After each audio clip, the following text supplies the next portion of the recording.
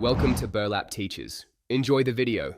In this video, I will explain how to play Raining Blood on drums. First, ensure your drum kit is set up for optimal reach and comfort. Focus on a relaxed grip and consistent stick height for power and speed. We'll start by building foundational double bass technique, gradually increasing your tempo. This will prepare you for the song's demanding pace and intricate patterns. The main riff is driven by a relentless double bass pattern. You'll be playing 16 notes at approximately 200 beats per minute. Focus on developing a smooth, powerful heel-toe technique to maintain endurance.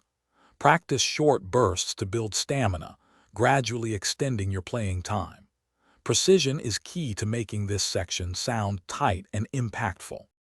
Moving into the bridge, you'll encounter several rapid tom fills.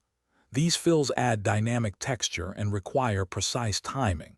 Start by practicing each fill at a very slow tempo, focusing on accuracy and evenness. Once comfortable, gradually increase your speed while maintaining consistent dynamics. This section is crucial for the song's overall intensity and flow. The out row demands extreme speed and endurance, primarily through its blistering double bass section. Aim for sustained bursts of speed, practicing for 5 minutes at a time to build stamina.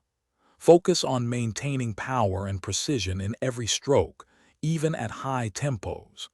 This final section is a true test of your drumming prowess and a powerful conclusion.